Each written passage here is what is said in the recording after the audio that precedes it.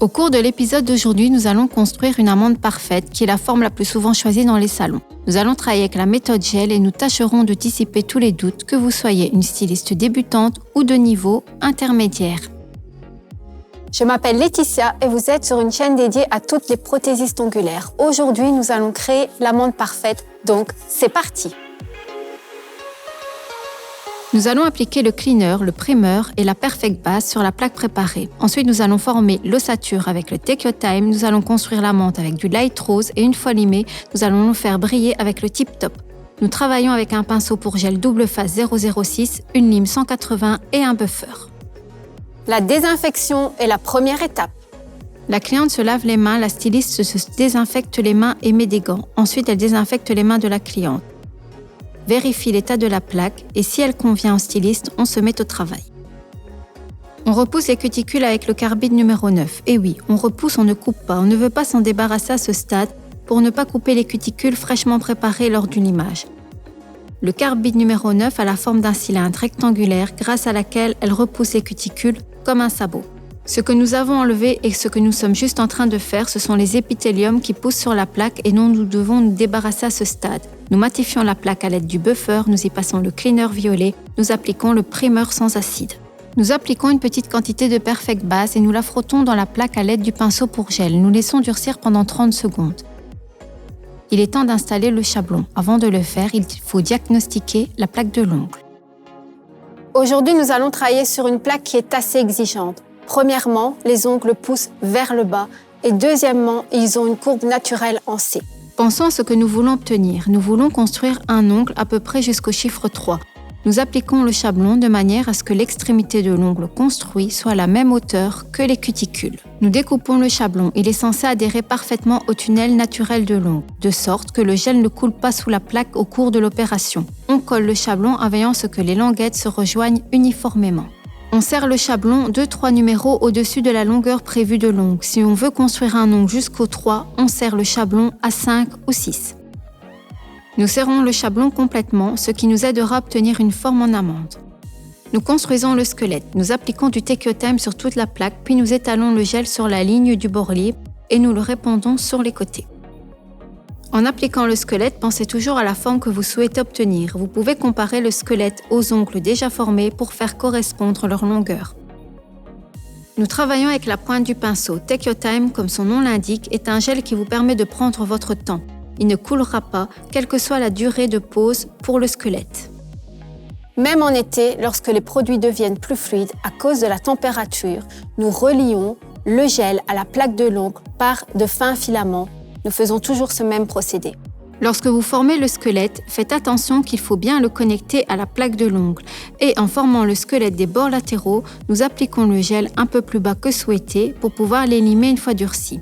Mieux faut appliquer plus que moins de produit. Retenez bien ça. Nous mettons le squelette dans la lampe pour 60 secondes. Il est fort probable que cela pique. Take Your Time est un gel très puissant. Dans ce cas, il faut retirer la main quelques secondes puis la remettre dans la lampe. Vous pouvez toujours réconforter la cliente en lui disant que vous êtes en train de créer une base solide pour son style. Pourquoi le Take Your Time est simplement indestructible. Nous tirons le chablon vers le bas de sorte à ne pas casser le squelette. D'ailleurs, si vous cherchez un gel parfaitement transparent pour recouvrir vos décorations sans modifier leur couleur, Take Your Time est idéal pour cette tâche. Nous passons à la construction de l'ongle. Nous appliquons du light rose. Dans un premier temps, nous appliquons la couche glissante. Nous étalons le gel sur toute la longueur. Nous appliquons une portion de gel à peu près au milieu de l'ongle. Nous allons travailler de haut en bas. Donc, tout d'abord, déplacer le produit vers les cuticules en tenant le pinceau à un angle de 30 à 40 degrés. Il ne faut pas presser la surface. Nous travaillons par mouvement pulsatoire. Toujours des mouvements délicats avec votre pinceau. Il ne faut pas enfoncer le pinceau profondément dans le gel, mais déplacer le produit en effleurant la surface. Une fois le gel étalé entre les cuticules et le bord libre, il faut passer à l'apex, c'est-à-dire au sommet de l'ongle prolongé. Toutes les inégalités doivent être lissées avec la pointe du pinceau. Nous travaillons le long, mais aussi à travers, car l'apex se situe non seulement sur la longueur, mais aussi sur la largeur de l'ongle. Une fois que nous avons la bonne forme, il faut mettre la main dans la lampe et après 12-15 secondes, retirer la main pour resserrer le tunnel de l'ongle. Avant d'avoir recours à la pince, il faut s'assurer que l'ongle est suffisamment durci. En tapant avec l'outil sur l'ongle, on entend un bruit caractéristique. Cela signifie que le gel est durci non seulement sur le dessus mais aussi à l'intérieur et qu'il ne coulera pas lors du serrage. Le moment du serrage est directement lié à l'état de la lampe et à la quantité de produit employé. Pour nos lampes, nous allons mettre 12 à 15 secondes, mais cela dépend de votre lampe. Le serrage de l'ongle le rend plus mince et plus fin. Tout d'abord, on serre dans la zone de stress pendant environ 2 à 3 secondes. Puis, sur toute la longueur, ensuite il faut réinsérer l'ongle. Avec la pince dans la lampe, on laisse durcir pendant 30 à 60 secondes. Attention, il faut y aller intelligemment. Il ne faut pas forcer sur le tunnel pour ne pas endommager l'ongle naturel. Le moment du serrage n'est pas indispensable dans le processus. Nous pouvons le modifier en plaçant correctement notre chablon. C'est une autre alternative. Car mes chers amis, le tunnel de l'ongle, lui, est indispensable. Il protège l'ongle naturel contre les chocs et les casses. Nous voulons un ongle avec un tunnel. Ne l'oubliez pas. Voici ce que nous allons limer à tour de rôle. Tout d'abord, l'excédent des lignes latérales pour façonner les côtés. Ensuite, la forme du bord libre. Puis, l'excédent de masse au niveau des cuticules pour former l'apex. Et la courbure en C sur toute la longueur de l'ongle.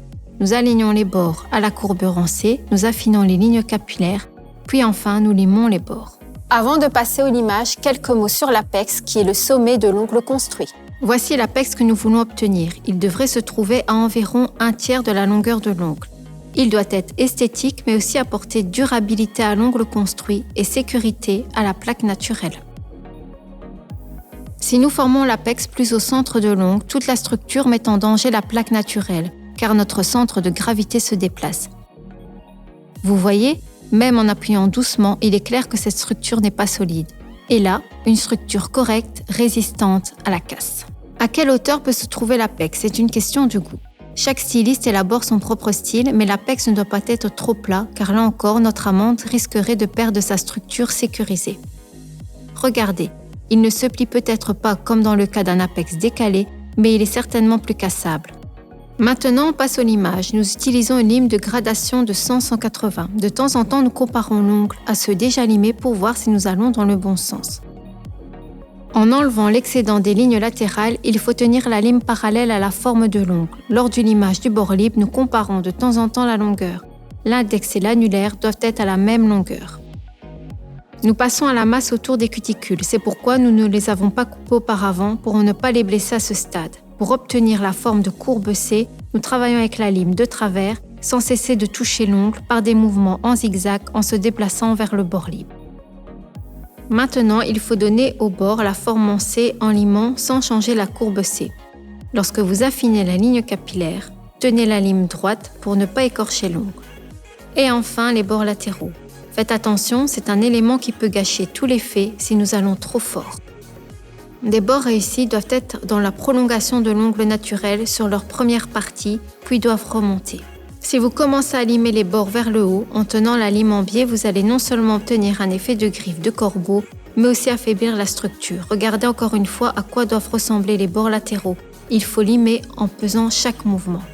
Après avoir façonné la forme, nous lissons la surface avec le buffer pour éliminer les rayures générées lors du limage. Il est temps de se débarrasser des cuticules maintenant. Nous reprenons notre carbide neuf et cette fois-ci nous l'enfonçons un peu plus loin dans les cuticules que lors de la préparation de la plaque. Non seulement nous nous débarrassons des cuticules, mais nous lissons également l'espace entre la plaque naturelle sous la cuticule qui vient d'être enlevée et la ligne capillaire formée. Il est temps de dépoussiérer maintenant. Nous prions la cliente de se laver les mains pour éliminer les résidus de limage et le reste des cuticules. Nous appliquons du tip top. Vu la belle couleur du gel de construction, il serait dommage de le recouvrir d'une autre couleur. Et voilà l'effet final. Voici à quoi ressemble notre amande. Et voilà, c'est déjà fini pour l'épisode d'aujourd'hui. Faites-moi savoir en commentaire ce que vous avez pensé de ce premier épisode et n'hésitez pas à me dire ce que vous aimeriez voir sur cette chaîne. À bientôt, salut!